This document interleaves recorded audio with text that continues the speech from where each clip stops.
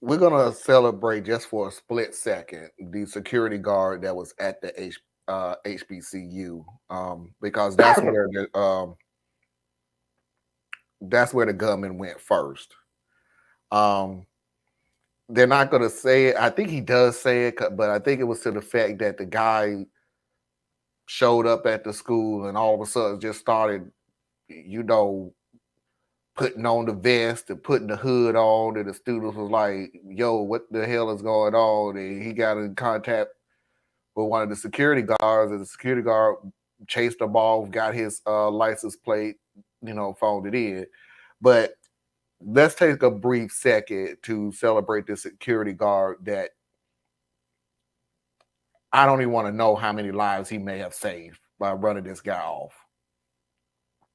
And it was the students who first sought to alert our campus safety team in responding and taking the deterring action to remove this uninvited perpetrator from our hallowed university grounds. Lieutenant Antonio Bailey, who through dedicated vigilance protected our HBCU version of Wakanda right here on Kings Road in Jacksonville. You, sir, are nothing short of a hero, and we honor you today. Your actions are beyond commendable, and they will resonate not just for today, but for generations to come. It was actually the students. We preach, you see something, say something, and they did just that. We was patrolling as normal. We patrol the campus to keep our students safe, and they flagged me down and acknowledged that they seen what they seen, and at that, we go right into action. And for you to have on a tactical vest, gloves and a mask, the question raised, what are you doing here? So upon experience and training, I relied on that as well, and just wanted to get the license plate to pass along to where it needed to go at that time.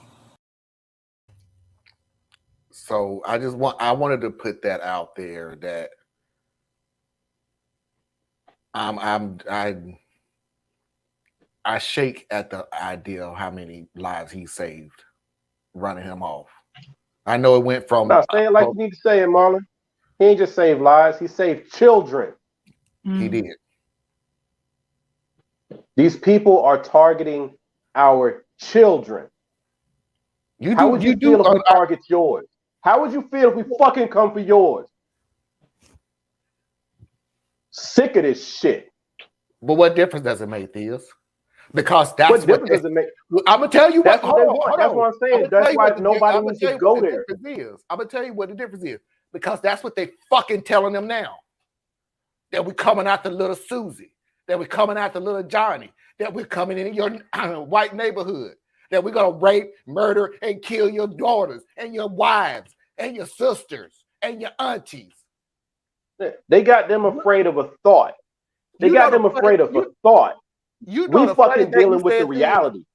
You know the funny thing that you said, Theus, that I never thought of, and it irks me, not by what you said, but because you had to say it.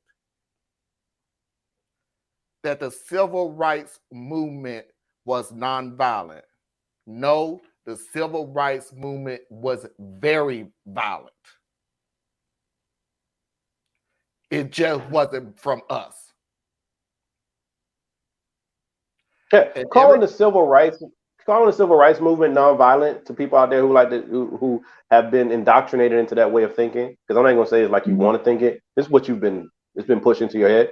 Mm-hmm. Calling the civil rights movement nonviolent is like calling slavery nonviolent. The oppression was only coming from one side. The abuse was only coming from one side. The murders were coming from one side. The bombing of a church to kill 3 little girls, that came from one side. So to equate that to nonviolence is to equate slavery to nonviolence. That's why these people don't like to have a conversation about slavery. You know what I'm saying? And when they do start to have a conversation about slavery, they want to focus on states' rights. They don't want to focus on what was the fucking right that the state was trying to push for. It's in your actual documents of secession. It literally says that we're seceding because of slavery. Yeah. You see what I'm saying? Mm-hmm. But I'm done trying to rationalize with these people, right? There are people you rationalize with, there's people you reason with, there's people you work with, and there's other people you just have to fight. You know what I'm saying? So like the security guard, thank you for stepping up and doing your job that day, because all you should be having to do is make sure that parking is enforced and make sure that you don't have, and make sure if somebody doesn't have their visitor sticker, they go to the front office and get a fucking visitor sticker. That's all you should be having to do. But you having to sit here and keep an eye out for people who are trying to kill children. And I commend you for that. You know what I'm saying? Now I would have personally hoped, you know, that this encourages all of the security across the country that does carry a weapon. For those of you who do carry a weapon, make sure you go get a lot of training, because you know what I'm saying, that what you're taught to do is shoot center mass. These motherfuckers coming out with tactical shit. You need to hit them in their legs. You know what I'm saying? You hit them in their legs, fuck them up real good so they can go down, and then you can do what you need to do with them. Okay? Because they coming ready for center mass shit, right? They even coming with tactical helmets and shit. You know what I mean? So, but the thing is, that shouldn't even be something you have to be worried about. That's not shouldn't even be something you have to be worried about. You should not be taking a job to have to prepare yourself to have to kill another human being. That should not be in the job description. That's like when they talk about arming teachers.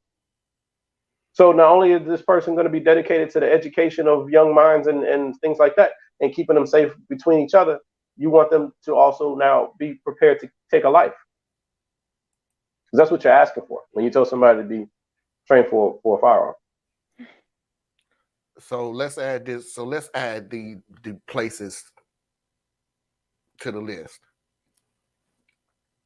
I mean, let's add. Yeah, I said it right. Let's add schools. Let's add black colleges. Let's add Dollar General. We got churches. We got grocery stores. We got convenience stores. You got grocery stores. You got Subways. Thanks. You got parks. Yeah, open. You got the parks. Yep. You got Walmart. You got convenience stores. You got Walmarts. Yeah.